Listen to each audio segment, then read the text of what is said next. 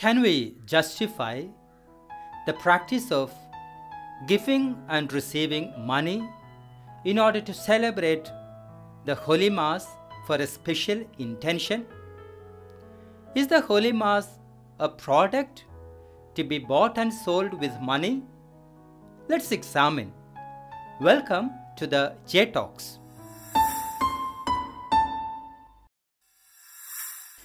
In this third episode of the J Talks, we discuss the same old question which was once again renewed in the immediate context of the J Talks. And the question is about the Mass offering, or what we call as the Mass stipend. Sometimes when we have to get a Mass celebrated for a special intention, we are required to pay a certain amount for the same. Is it a justifiable practice? Can we reduce Holy Mass to the level of a product which can be bought and sold with money? This question seems to have a biblical background as well, because Gospel of Matthew chapter 10 verse 8, we read the instruction of Jesus very clearly.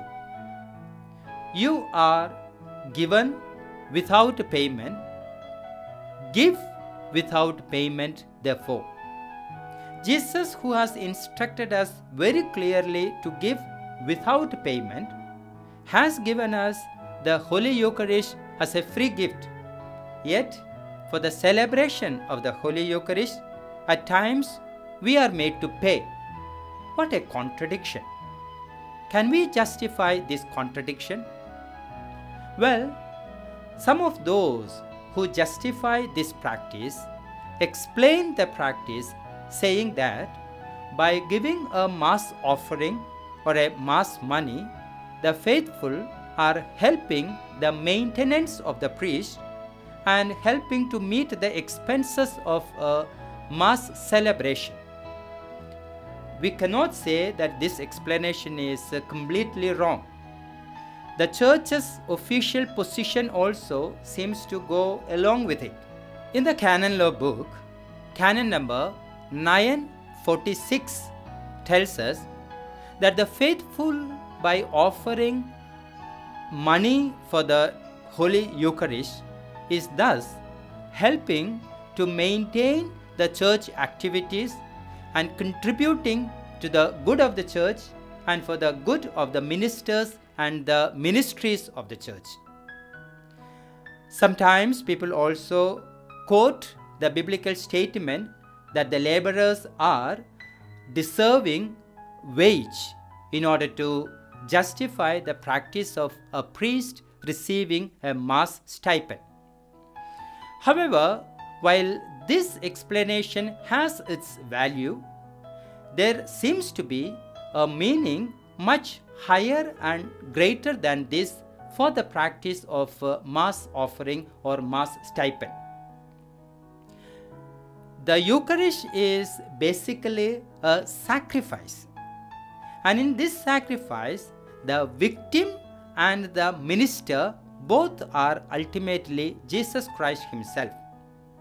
If Jesus is the victim and Jesus is the offerer or the minister, by that very reason, the Eucharistic celebration is effective and valid in itself. Yet, for us who participate in the Eucharist, to personalize the effects of the Eucharist, or in other words, to make the effects of the Eucharist more and really effective in our life, we need to participate in the Eucharist with the right attitude. What might be the right attitude for participating in the Eucharist? Nothing else but imbibing the attitude of Jesus Himself. That means remaining within our own restrictions, remaining within our own limitations. We try to become sacrificial victims and sacrificing minister according to the model of Jesus himself. When we participate in a Eucharist with the attitude or the mind setup of being a sacrificial victim and a sacrificing minister, that is when Eucharist becomes a real experience, an effective experience for me personally. How can I raise myself into the level of a sacrificial victim and a sacrificing minister? That depends on the sacrifices that I make in order to participate in a Eucharist. The time that I spend, the energy that I spend, probably the journey that I make in order to participate in a Eucharist, the money that I spend for the journey, all these together make up my sacrifices, which will turn me into a sacrificing victim while participating in the Eucharist. This kind of a sacrificing attitude, in order to make the sacrifice effective, has a very long biblical tradition. In the Old Testament times, when people were giving sacrifices of the animals or of the fruits or of the grains, those who are offering the sacrifices were bringing the animals, the fruits, the grains, and so on and so forth, through which they experienced a sacrificing of themselves. Well, when it comes to the New Testament, all these Old Testament sacrifices find their fulfillment in the eternal sacrifice of Jesus, in which we don't require sacrificing animals, we don't require grains, we don't require fruits or the fruits of the human labor. Yet, from time immemorial, from the early time of the church, there has been a practice of the faithful bringing bread and wine in order to participate in the Eucharist.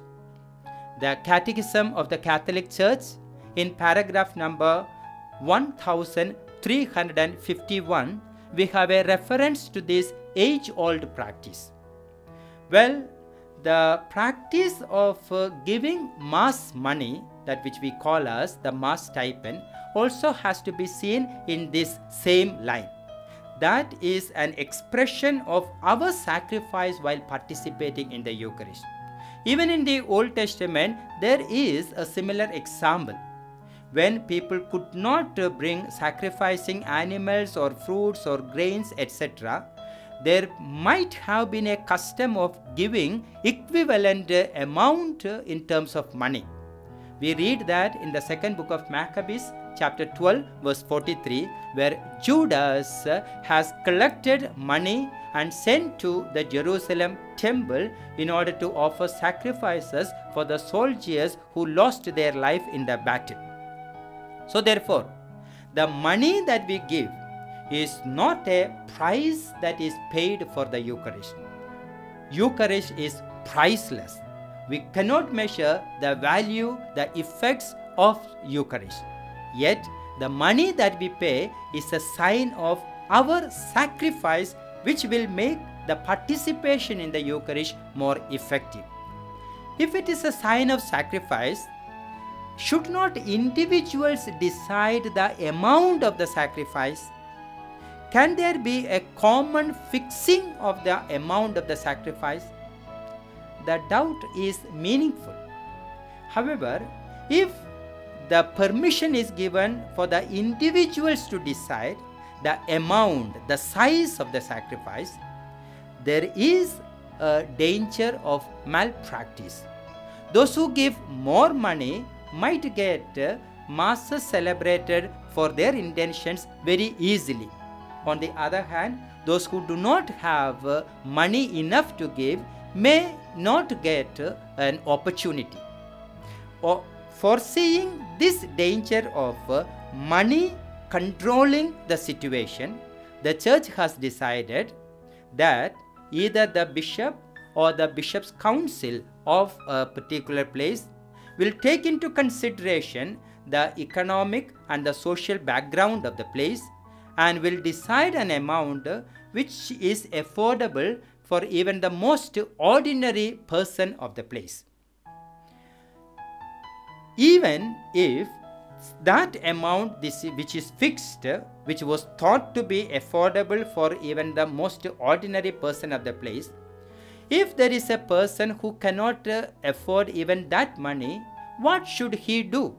Has he still got a right to get a mass celebrated for his intention?